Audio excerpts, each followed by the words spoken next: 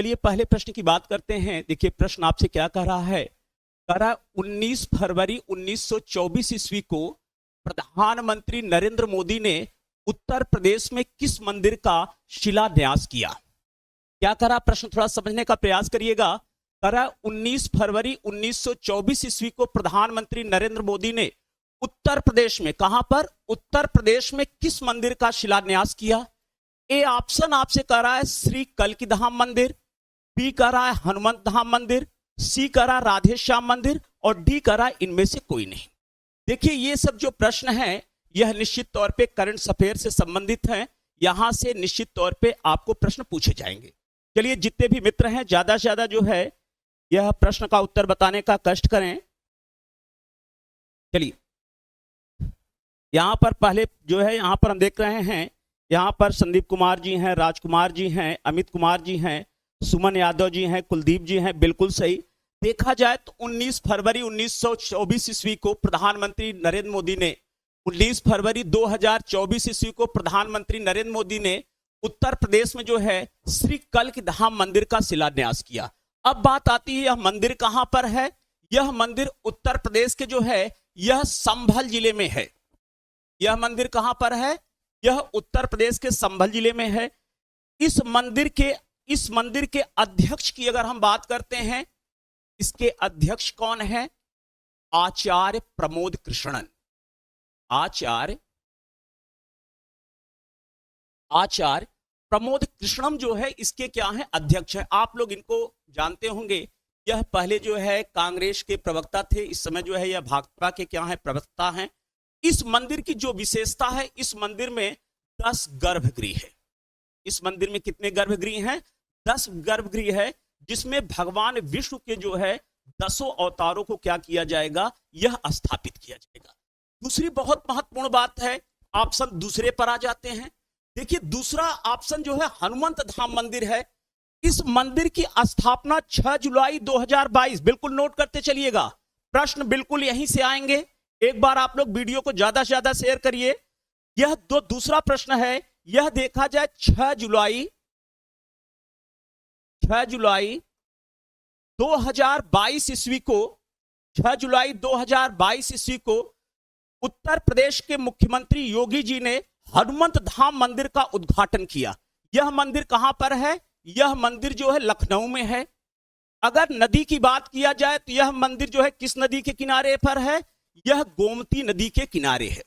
अगर हम पौराणिक मान्यता की बात करें, यह जो गोमती है यह ऋषि वशिष्ठ की पुत्री हैं। ध्यान दीजिएगा, यह जो गोमती नदी है यह देखा जाए तो यह ऋषि वशिष्ठ की जो है यह पुत्री है।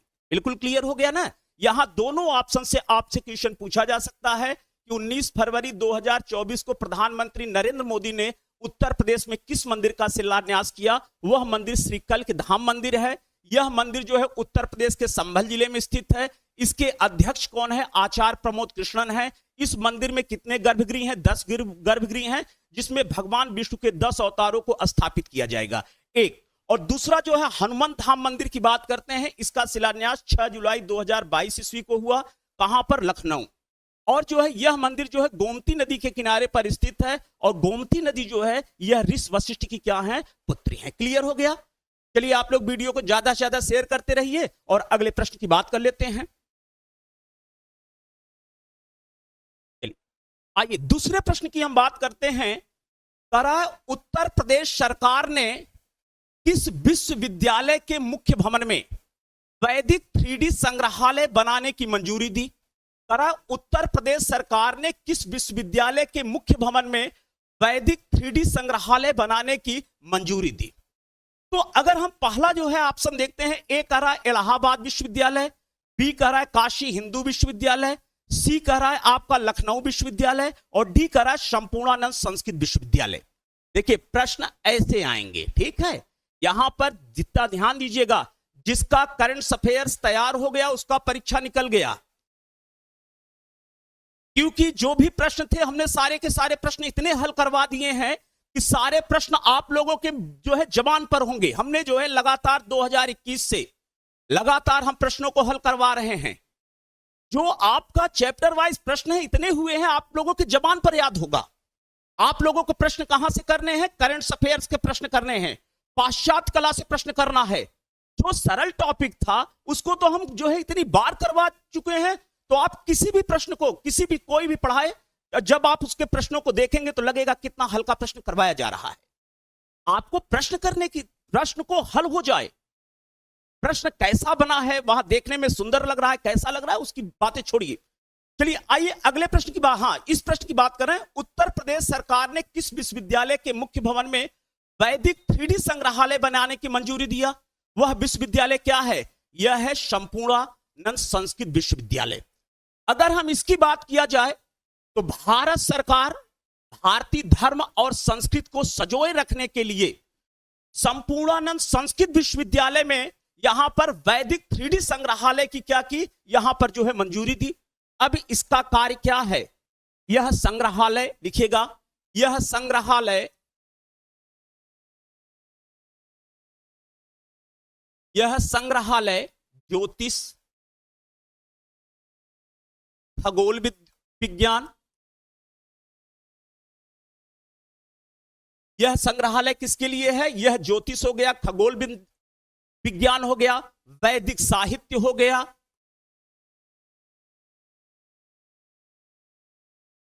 वैदिक साहित्य आदि से संबंधित है। अब यहां पर एक आया, वैदिक साहित्य क्या है? देखा जाए वेद, वह इन पर आधारित साहित्य, वेद तथा इन पर आधारित साहित्य क्या कहलाता है? वैदिक साहित्य कहलाता है। वैदिक साहित्य के अंतर्गत क्या आता है? वेद है, आगे देखा जाए आपका ब्राह्मण ग्रंथ है, उसके बाद देखा जाए आरण्य ग्रंथ है, उसके बाद क्या है? यह उपनिषद ग्रंथ। अर्थात वैदिक साहित्य के अंतर्गत वेद आता है, ब्राह्मण ग्रंथ आते हैं, आरण्य ग्रंथ आते हैं और उपनिषद आते हैं। क्लियर हो गया? उत्तर प्रदेश सरकार ने किस विश्वविद्यालय के मुख्य भवन में वैदिक 3D संग्रहालय बनाने की मंजूरी दी? वह विद्यालय है आपका विश्वविद्यालय संपूर्णानंद संस्कृत विश्वविद्यालय। क्लियर हो गया? आपका उत्तर जो है यहां पर डी जो है यह बिल्कुल सही है। चलते हैं अगले प्रश्न पर। देखिए अगला प्रश्न आपसे क्या कर रहा है, आइए आगे हम बात कर लेते हैं। पाणिनि ने वेदों को किस नाम से संबोधित किया है? पाणिनि ने वेदों को किस नाम से संबोधित किया है? ए है श्रुति, दूसरा है अपौरुषेय, तीसरा है संहिता और डी है आपका छंदस। ये चारों जो है वेदों के नाम है।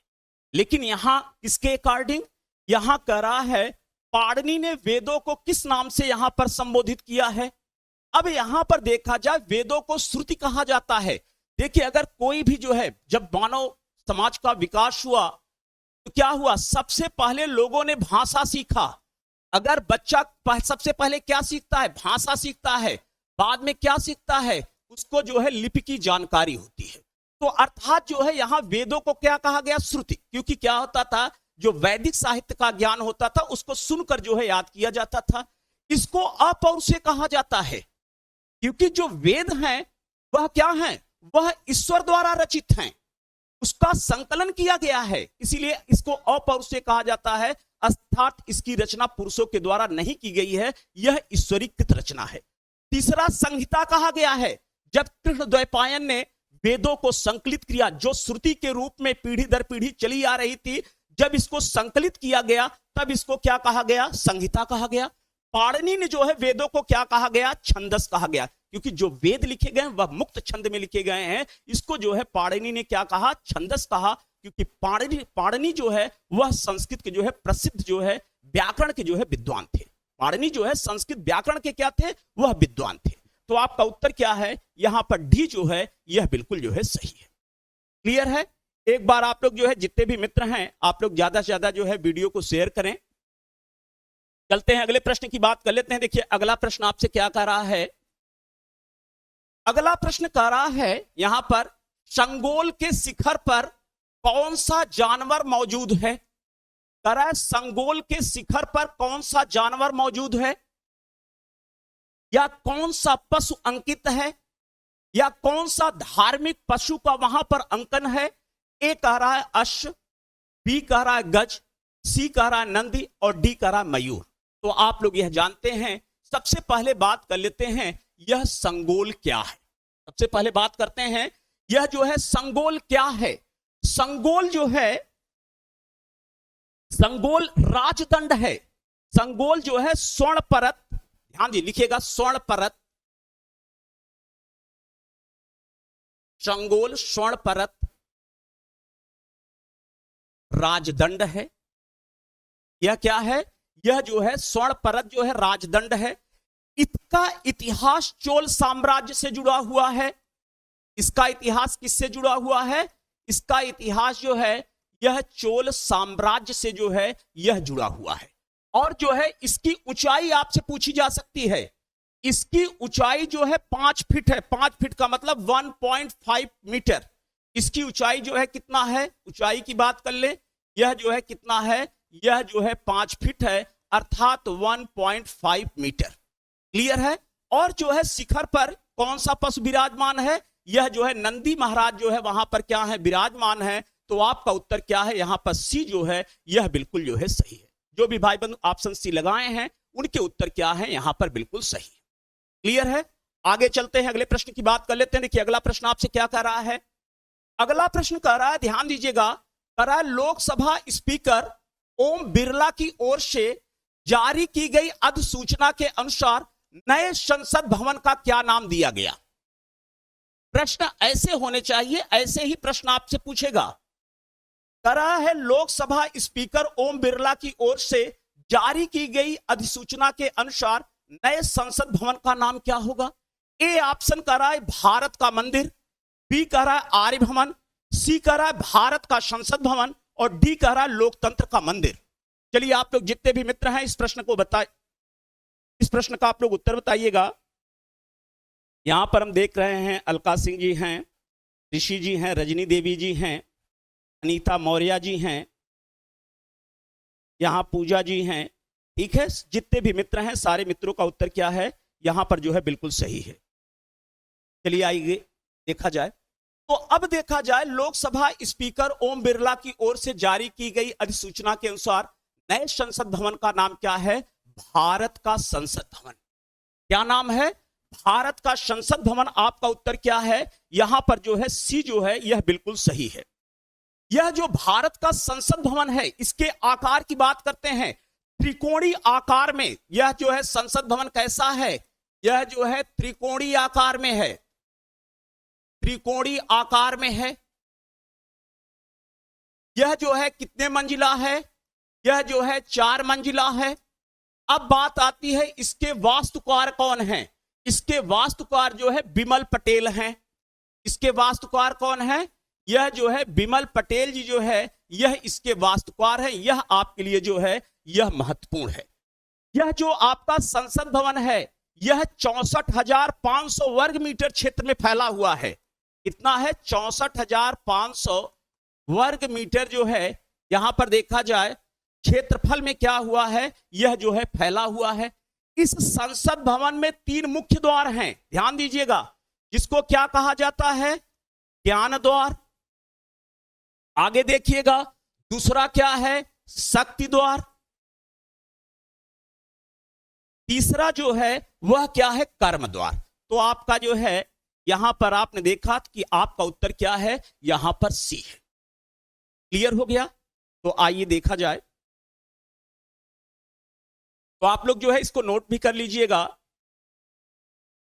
चलिए अब अगर आपने देखा कि नए संसद भवन को यहां पर भारत का संसद भवन कहा गया, तो पुरानी संसद भवन को क्या कहा गया? पुरानी संसद को जो है संविधान सदन कहा गया। पुरानी संसद को क्या कहा गया?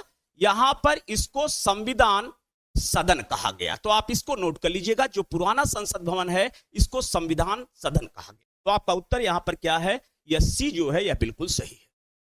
चलिए एक बार थोड़ा सा आप लोग जो है वीडियो को शेयर करिए।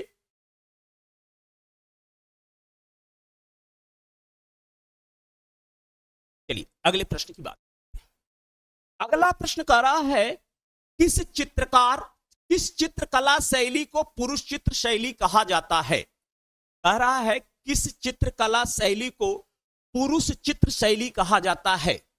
ऑप्शन ए कह रहा है राजस्थानी शैली, बी कह रहा है पटना शैली, सी कह रहा है मुगल शैली और डी कह रहा है पहाड़ी शैली। बिल्कुल आसान सा प्रश्न है, एक बार आप जितने भी मित्र हैं इस प्रश्न को हल करें।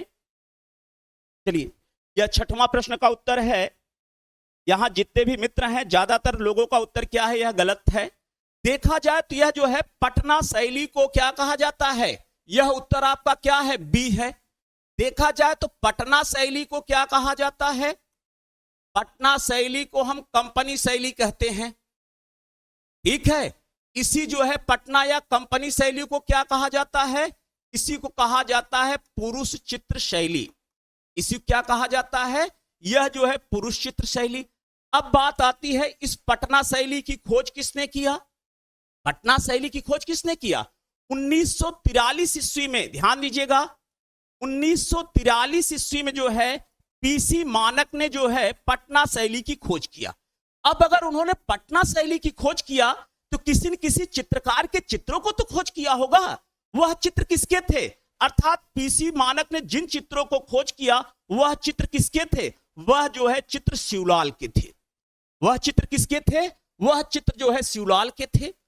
अब बात यह आती है कि पटना शैली के प्रारंभिक चित्रकारों में कौन आता है, पटना शैली के प्रारंभिक चित्रकारों में जो है इसका नाम आता है सेवक राम आते हैं, और अंतिम चित्रकार कौन है, यह ईश्वर, कौन है, अंतिम चित्रकार जो है ईश्वरी प्रसाद आते हैं।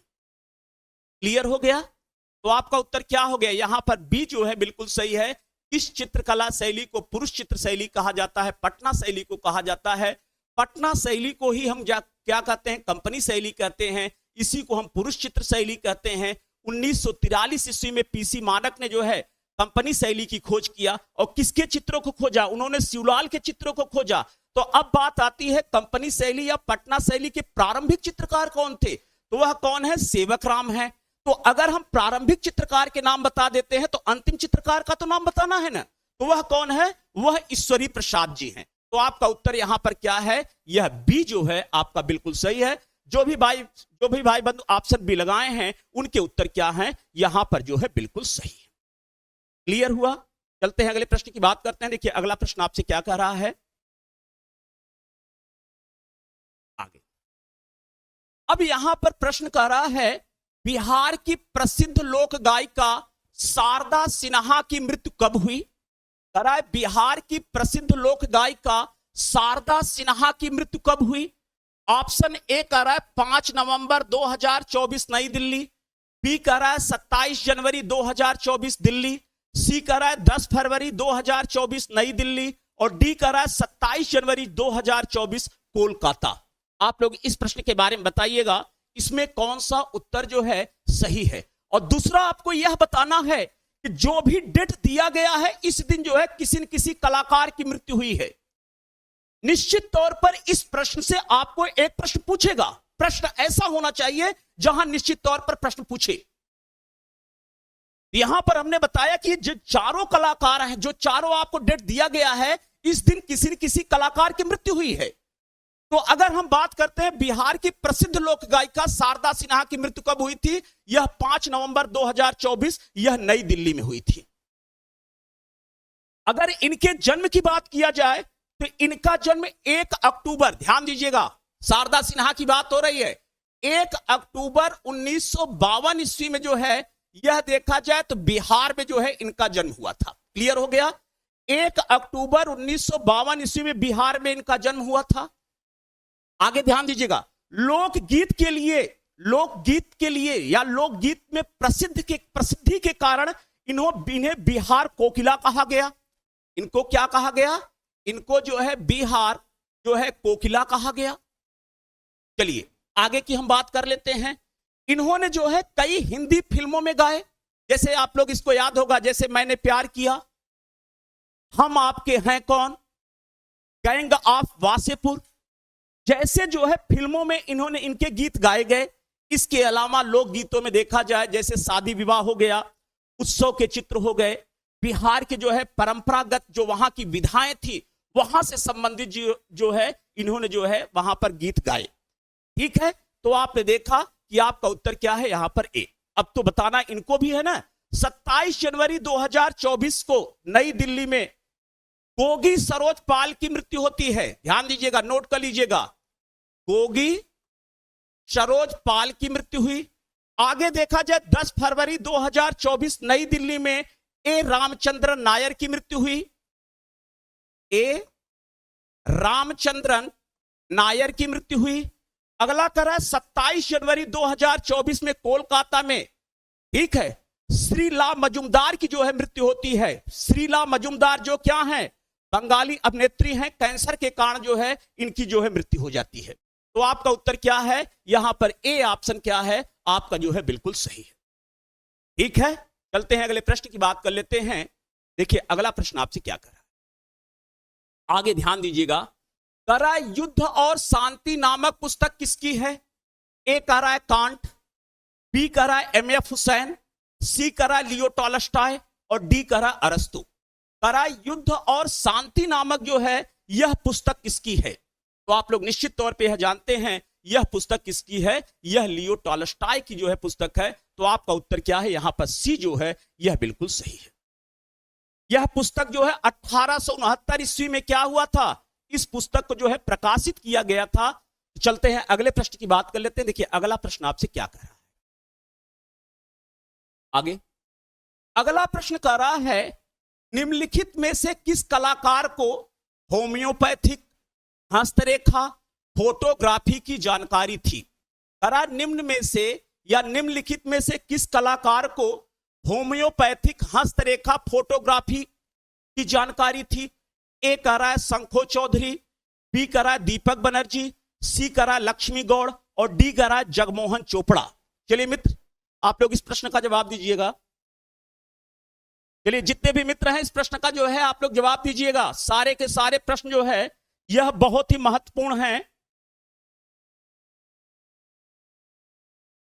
चलिए अब अगर हम बात करते हैं शंखो चौधरी, दीपक बनर्जी और लक्ष्मी गौड़, ठीक है, यहां दीपक बनर्जी, लक्ष्मी गौड़ और कौन है जो है, ये क्या है, ये जो है तीनों छापाकार हैं। शंखो चौधरी क्या है, यह जो है मूर्तिकार हैं, ये तीनों क्या हैं, यह जो है छापक। इसमें जो है जगमोहन चोपड़ा जो है वह होम्योपैथिक, हस्तरेखा और फोटोग्राफी के क्या हैं, यह जानकार है। तो आपका उत्तर क्या है, यहां पर डी जो है यह बिल्कुल जो है सही है। ठीक है, तो यहां पर उत्तर क्या है आपका, यह डी ऑप्शन क्या है, यह बिल्कुल सही। आपसे पूछा जा सकता है निम्नलिखित में से किस कलाकार को जो है होम्योपैथिक, हस्तरेखा, फोटोग्राफी की जानकारी थी, वह कौन है, जगमोहन चोपड़ा है। चलते हैं अगले प्रश्न की बात कर लेते हैं। देखिए अगला प्रश्न आपसे क्या कर रहा है, चलिए अगला प्रश्न कर रहा है, ध्यान दीजिएगा, सत्यनारायण कथा का उल्लेख किस पुराण में मिलता है? अगला प्रश्न कर रहा है सत्यनारायण कथा का उल्लेख किस पुराण में मिलता है? तो ध्यान दीजिएगा, अगर आप देखेंगे 4 वेद हैं, 4 उपवेद हैं, 18 पुराण हैं, 18 क्या हैं, उपपुराण हैं। उसमें से देखा जाए सबसे प्राचीन पुराण क्या है, मत्स्य पुराण है। सबसे जो है बड़ा पुराण क्या है, सबसे बड़ा या विशाल पुराण कौन सा है, यह स्कंद पुराण है। स्कंद पुराण के जो है रेवा खंड में, स्कंद पुराण के रेवा खंड में जो है सत्यनारायण कथा का उल्लेख किया गया है। सत्यनारायण कथा का जो है यहां पर उल्लेख किया गया है। तो आपका उत्तर क्या है, यहां पर बी जो है यह बिल्कुल सही। जो भी भाई बंधु ऑप्शन बी लगाए हैं उनके उत्तर क्या है, यहां पर बिल्कुल सही है। चलिए आइए अगले प्रश्न की बात कर लेते हैं। देखिए अगला प्रश्न आपसे क्या कर रहा है, यह आपका जो है 11वां प्रश्न। 11वां प्रश्न आपके लिए बहुत ही महत्वपूर्ण है। चलिए आइए प्रश्न पहले देख लेते हैं। रविंद्रनाथ टैगोर ने किस स्थापत्य के बारे में कहा कि यह काल के गाल पर टिका एक आंसू है? रविंद्रनाथ टैगोर ने किस स्थापत्य के बारे में कहा कि यह काल के गाल पर टिका एक आंसू है? ए कह रहा है ताजमहल, बी कह रहा है पंचमहल, सी कह रहा है शक्ति स्थल और डी कह रहा है आपका राजघाट स्मारक। चलिए जितने भी मित्र हैं, क्योंकि यह प्रश्न जो है यह बहुत ही महत्वपूर्ण है, चलिए एक बार हम देखते हैं यहां पर जो भी मित्र लगातार जो है कमेंट्स कर रहे हैं। ठीक है, कितने लोगों का उत्तर सही है, बिल्कुल सही। जो भी भाई बंधु ऑप्शन ए लगाए हैं उत्तर क्या है, आपका ए सही है। रविंद्रनाथ टैगोर की कविता है ताजमहल। रविंद्रनाथ टैगोर की कविता क्या है, यह ताजमहल है, जिसमें यह लाइन जो है उल्लेखित है यह काल के गाल पर टिका एक आंसू है। तो आपका उत्तर क्या है? यहां पर ए जो है यह बिल्कुल सही है। चलिए चलते हैं अगले प्रश्न की बात कर लेते हैं। देखिए अगला प्रश्न आपसे क्या कर रहा है? अगला प्रश्न कर रहा है सांचे में ढाली गई मूर्ति को जब सांचा को खोलकर निकालते हैं तो उसे क्या कहा जाता है? मूर्ति बनती है ना, जो मूर्ति बनती है, जो सांचे में मूर्ति की ढलाई होती है, जब मूर्ति को खोला जाता है उसको क्या कहा जाता है? यहां पर ए कह रहा है कार्विंग कहा जाता है, बी कह रहा है कास्टिंग कहा जाता है, सी कह रहा है मॉडलिंग कहा जाता है और डी कह रहा है पॉटरी कहा जाता है। चलिए एक बार जितने भी मित्र हैं आप बताने का प्रयास करिएगा। अब ध्यान दीजिएगा, सांचे में जो है ढाले गए जो ठोस आकृति को क्या कहा जाता है? सांचे में जो ढाला जाएगा वह ठोस आकृति होगा और उसको क्या कहा जाता है? उसको कास्टिंग कहा जाता है। उसको क्या कहा जाता है? उसको कास्टिंग कहा जाता है। और दूसरा आप जानिएगा कार्विंग क्या कहा जाता है? लकड़ी हो गया, हाथी दांत हो गए, पत्थर हो गए आदि को गढ़कर या छीलकर जो है आकृति दिया जाता है उसको क्या कहा जाता है? उसको कार्विंग कहा जाता है। अगला आपका बहुत ही महत्वपूर्ण है, यह पॉटरी क्या कहा जाता है? ठीक है, पॉटरी क्या कहा जाता है? मिट्टी या सिरेमिक से बने जो बर्तन होते हैं उसको पॉटरी कहा जाता है, अर्थात यह कुंभकारिक है। तो आपका उत्तर क्या है? यहां पर बी ऑप्शन क्या है आपका? बिल्कुल सही, कास्टिंग। ठीक है, यहां से तीनों से प्रश्न आपसे पूछा जा सकता है। कार्विंग तो आप नोट कर लीजिएगा, कार्विंग क्या है? लकड़ी हो गया, हाथी दांत हो गया, पत्थर आदि को गढ़कर या जो है उसको क्या करने, उसको छीलकर, जैसे लकड़ी है उसको छीलकर जो आकृति बनाई जाती है उसको कार्विंग कहा जाता है। दूसरा क्या है? सांचे में ढालकर जो आकृति बनाई जाती है उसको कास्टिंग कहा जाता है। पोट्री क्या है? मिट्टी या सिरेमिक से बने जो बर्तन होते हैं उसको पोट्री कहा जाता है। तो यहां आपका उत्तर क्या है? बी जो है बिल्कुल सही है। इसके पहले एक प्रश्न पूछा था कि जो है किसके समय या कौन सा कार्य करते समय अगर आप मास्क न लगाएं कैंसर का खतरा रहता है, तो वह क्या है? कास्टिंग के समय अगर आप मास्क नहीं लगाते हैं तो यह क्या है? कैंसर का खतरा रहता है। तो चलिए अगले प्रश्न की बात कर लेते हैं। देखिए अगला प्रश्न आपका 13वां प्रश्न। चलिए अगला कर रहा है अंतराल में सम विभाजन के क्या आशय हैं? ध्यान दीजिएगा, कह रहा है अंतराल में सम विभाजन के क्या आशय हैं? ए कह रहा है चारों ओर से तल का समान भार, बी कह रहा है तीन ओर से तल का समान भार, सी कह रहा है दो ओर से तल का समान भार और डी कह रहा है इनमें से कोई नहीं। चलिए जो भी मित्र हैं इस प्रश्न का जवाब दें। देखा जाए तो अगर जब आप कला के तत्व पढ़ते हैं, ध्यान दीजिएगा, कला के तत्व, कला के में तत्वों की संख्या कितनी है? क्या है? रेखा, वर्ण, तान, पोत, अंतराल। ठीक है, रेखा, रूप, वर्ण, तान, पत्र।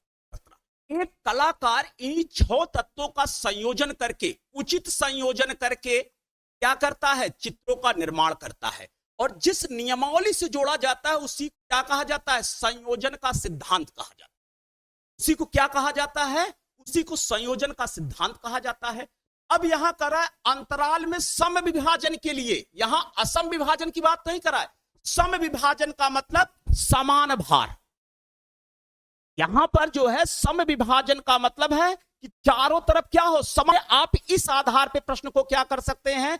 चारों ओर से तल का समान भार। तो आपका उत्तर क्या है? यहां पर ए जो है यह बिल्कुल सही। जो भी भाई बंधु ऑप्शन ए लगाए हैं उनके उत्तर क्या हैं? यहां पर जो है बिल्कुल सही है। चलिए अगले प्रश्न की बात कर लेते हैं। देखिए अगला प्रश्न क्या कर रहा है? अगला कर रहा है मॉडलिंग का क्या अर्थ है? अंग प्रदर्शन है, प्रचार है, आकार देना है कि सभी है? यहां कर रहा है मॉडलिंग का क्या अर्थ है? अंग प्रदर्शन, प्रचार, आकार देना, सभी। अब देखा जाए अगर हम मॉडलिंग की बात करते हैं, मॉडलिंग अनिवार्य रूप से एक निर्माण प्रक्रिया है। मॉडलिंग जो है अनिवार्य रूप से क्या है? एक निर्माण प्रक्रिया है। जब निर्माण प्रक्रिया है तो वह निर्माण प्रक्रिया क्या देगा? वह जो है आकार देगा। तो आपका उत्तर क्या है यहां पर? यह जो है सी जो है बिल्कुल सही। जो भी भाई बंधु ऑप्शन सी लगाए हैं उनके उत्तर क्या है? बिल्कुल सही है। हमने बताया कि मॉडलिंग अनिवार्य रूप से क्या है? एक निर्माण प्रक्रिया है, और निर्माण प्रक्रिया के आधार पर क्या होगा? आकार का निर्माण होगा। तो वह क्या होगा आपका उत्तर? यह जो है सी जो है यह बिल्कुल सही। जो भी भाई बंधु ऑप्शन सी लगाए हैं उनके उत्तर क्या है यहां पर? बिल्कुल सही है। आगे चलते हैं, अगले प्रश्न की बात कर लेते हैं। देखिए आपका अगला प्रश्न क्या है? अगला कह रहा है यह स्वर्णिम विभाजन नियम है प्रभाविता का, संतुलन का, एकता का, अनुपात का। कह रहा है स्वर्णिम विभाजन नियम है, किससे संबंधित है? यह प्रभाविता से संबंधित है, संतुलन से संबंधित है, एकता से संबंधित है, कि अनुपात से संबंधित है? चलिए जो भी मित्र हैं इस प्रश्न का जवाब दें।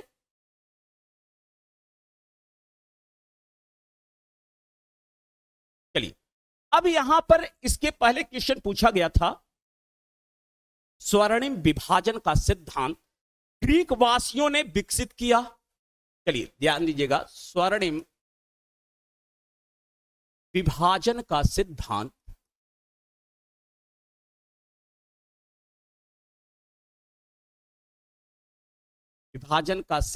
ग्रीक वासियों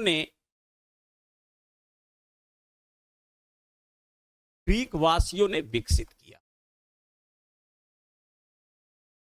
ठीक है, यहां पर देखा जाए तो यहां पर जो है स्वर्णिम विभाजन का सिद्धांत किसने विकसित किया?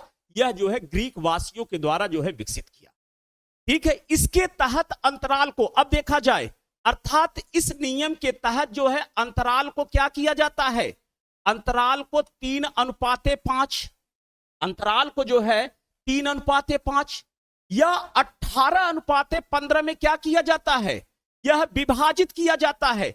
जब अनुपात में विभाजित होगा तो यह किससे संबंधित होगा? यह जो है अनुपात से संबंधित होगा। ठीक है, अब बात आती है, बार बार हम अंतराल की बात कर रहे हैं, अंतराल है क्या? धरातल का कार्य क्षेत्र अंतराल होता है। ध्यान दीजिएगा, जैसे आप कोई चित्रण करते हैं, ठीक है, आप चित्र बनाते हैं तो क्या होता है? सबसे पहले क्या होता है? विषय। अगर आपसे कोई कहे कि सर आप जो है, अगर कोई आपसे कहे आप चित्र बनाइए, तो सबसे पहले क्या कहेंगे? विषय क्या होगा। अगला क्या है? यह तकनीक है। और अब ध्यान दीजिएगा, बिना धरातल के चित्र रचना संभव नहीं है। बिना धरातल के यह चित्र रचना संभव नहीं है। अब धरातल पर जो चित्र का, जो कलाकार का कार्य क्षेत्र होता है, वही क्या कहलाता है? वही अंतराल कहलाता है। वही क्या कहलाता है? वही अंतराल कहलाता है। और जो अंतराल का 3:5, 8:5 का जो विभाजन है वह स्वर्णिम सिद्धांत, स्वर्णिम विभाजन से संबंधित है, अर्थात यह अनुपात से संबंधित है। तो आपका उत्तर क्या है? यहां पर डी जो है यह बिल्कुल सही है। क्लियर है ना? चलिए अगले प्रश्न की बात कर लेते हैं। चलिए अगला कह रहा है कि मिले सुर मेरा तुम्हारा गीत किसने लिखा? अगला कह रहा है मिले सुर मेरा तुम्हारा गीत किसने लिखा? ए है प्रसून जोशी, बी है पीयूष पांडे, सी है गुलजार, और डी है भीमचंद जोशी। चलिए बिल्कुल आसान सा प्रश्न है, मिले सुर मेरा तुम्हारा, बहुत आप लोगों ने सुना होगा यह गीत। तो यह गीत किसकी है? चलिए अब देखा जाए, मिले सुर मेरा तुम्हारा गीत किसका है? यह जो है पीयूष पांडे का है। यह किसका है? पीयूष पांडे का है। इस गाने को भीमचंद जोशी ने क्या किया है? भीमचंद जोशी ने इसको संगीत दिया है। दोनों अलग अलग चीजें हैं। ठीक है, तो हमने क्या कहा? मिले सुर मेरा तुम्हारा गीत किसने लिखा? पीयूष पांडे ने लिखा। और इस गीत को संगीत किसने दिया? भीमचंद जोशी ने दिया, भीमसेन जोशी ने। तो यहां पर दोनों प्रश्न आपसे जो है पूछा जा सकता है। तो आपका उत्तर यहां पर क्या है? यह बी जो है यह बिल्कुल सही है। चलिए अगले प्रश्न की बात कर लेते हैं। अगला प्रश्न आपसे करा है, भारत में भीमराव अंबेडकर की सबसे ऊंची प्रतिमा कहां स्थापित की गई है? अगला प्रश्न है कि भारत में भीमराव अंबेडकर की सबसे ऊंची प्रतिमा कहां स्थापित की गई है? ए कह रहा उत्तर प्रदेश, बी कह रहा है आपसे मध्य प्रदेश, सी कह रहा है तेलंगाना, और डी कह रहा है महाराष्ट्र। चलिए जो भी मित्र हैं इस प्रश्न का उत्तर दीजिएगा।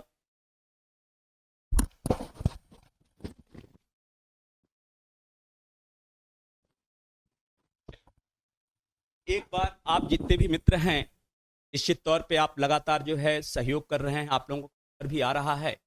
हम यह संख्या लगभग 500 देखना चाहिए। अगर आप लोग थोड़ा सा प्रयास कर देंगे तो यह संख्या जो है 500 प्लस हो सकती है। थोड़ा सा आप जितने भी मित्र हैं एक बार जोरदार तरीके से आप लोग शेयर करिए और इस संख्या को 500 प्लस पहुंचा दीजिए, ठीक है। और हम अपना कार्य कर रहे हैं और आप अपना कार्य करते रहिए। अगला करा, भारत में भीमराव अंबेडकर की सबसे ऊंची प्रतिमा स्थापित की गई है। उत्तर प्रदेश, मध्य प्रदेश, सी है क्या, तेलंगाना और डी क्या है, यहां पर महाराष्ट्र। चलिए यहां पर देखा जाए यह आपका उत्तर क्या होगा, यह जो है सी तेलंगाना क्या है आपका बिल्कुल सही। यह ध्यान दीजिएगा 2023 ईस्वी में तेलंगाना के मुख्यमंत्री चंद्रशेखर राव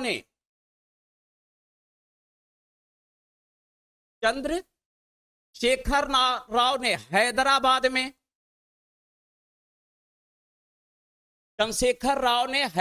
में हुसैन सागर झील के किनारे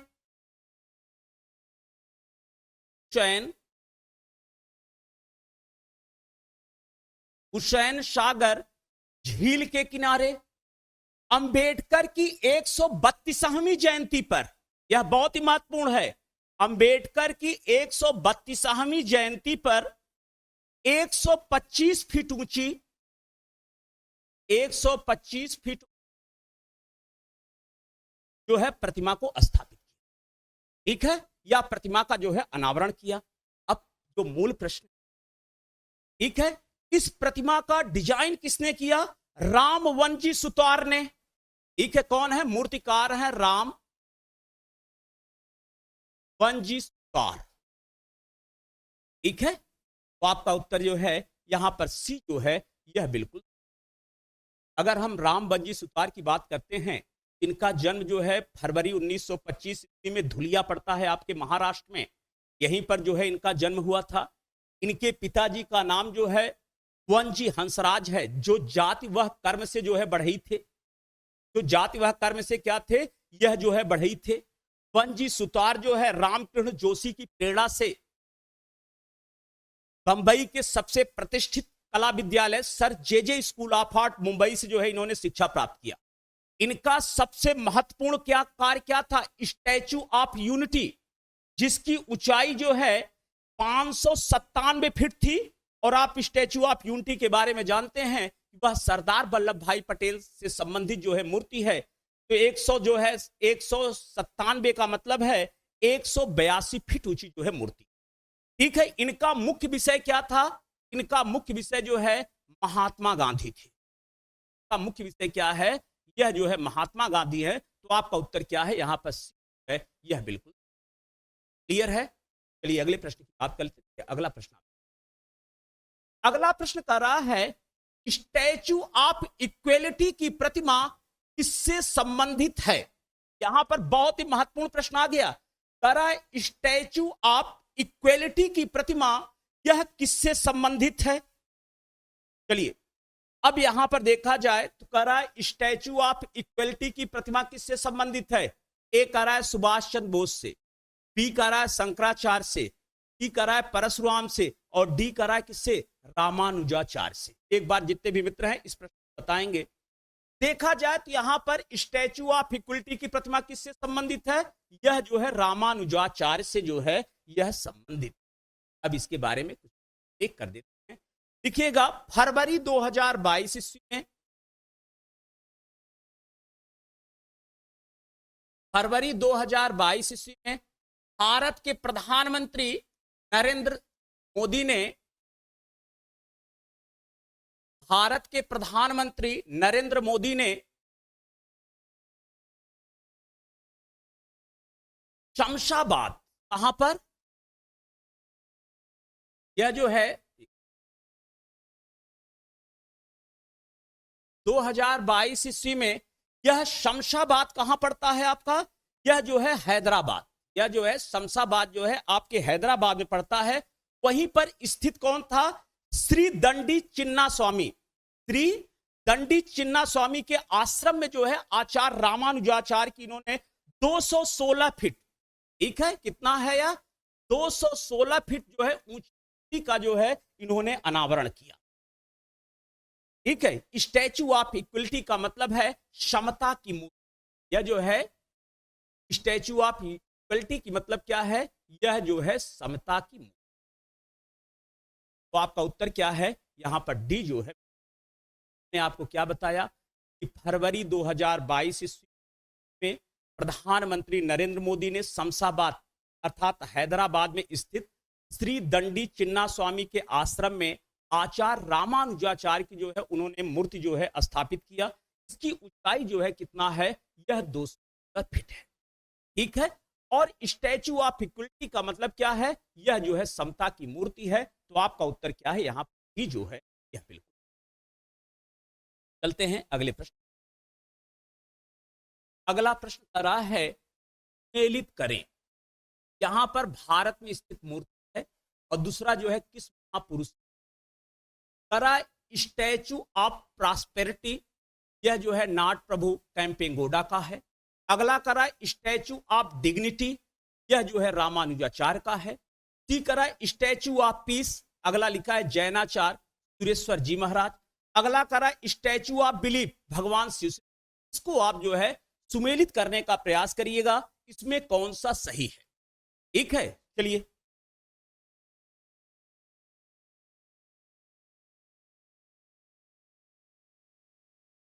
चलिए अब यहां पर करा है स्टैचू ऑफ प्रॉस्पेरिटी। इसका मतलब है समृद्धि की मूर्ति। यह किससे संबंधित है, यह जो समृद्धि की मूर्ति है यह नाड प्रभु जो है कैंपेगौड़ा से संबंधित है। यह तो बिल्कुल सही है। अगला करा statue of dignity. Statue of dignity किससे संबंधित है, यह जो है देखा जाए तो यह रामानुजाचार्य से संबंधित। अगला करा स्टैचू ऑफ पीस। ठीक है, अगला यहां पर करा है कि स्टैचू ऑफ जो है पीस। तो स्टैचू ऑफ पीस जो है, स्टैचू ऑफ बिलीफ जो है यह किससे संबंधित है, यह जो है भगवान शिव से क्या है, यह जो है संबंधित है। और स्टैचू ऑफ पीस जो है यह जैनाचार्य सुरेश्वर जी महाराज से क्या है, यह जो है संबंध। 1 2 3।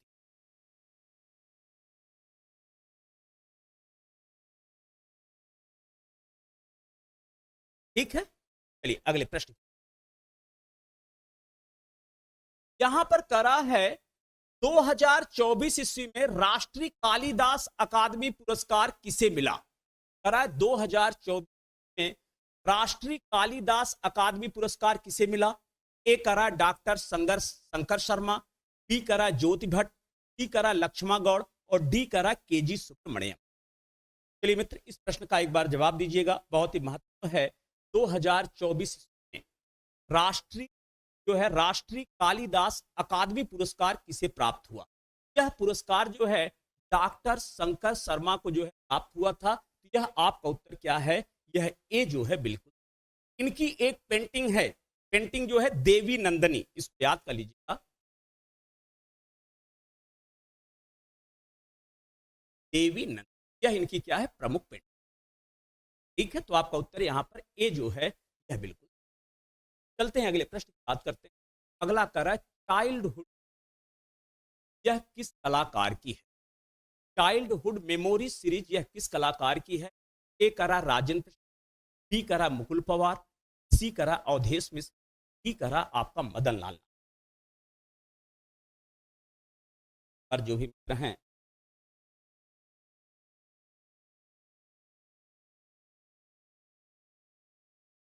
अगर हम बात करते हैं चाइल्डहुड मेमोरी सीरीज कलाकार की है, यह जो है पेंटिंग जो है यह सीरीज जो है अवध मिश्र। यह इसलिए महत्वपूर्ण है क्योंकि यह उत्तर प्रदेश के कलाकार है। यह कहाँ कलाकार है, उत्तर प्रदेश के लिए। लिख 1970 ईस्वी मठ गोविंद गांव, मठ गोविंद गांव कहां पर पड़ता है, यह अयोध्या में पड़ता है। अर्थात इनका यह इनके पिता का नाम जो है हरिप्रसाद मिश्र और माता का नाम जो है देवी था।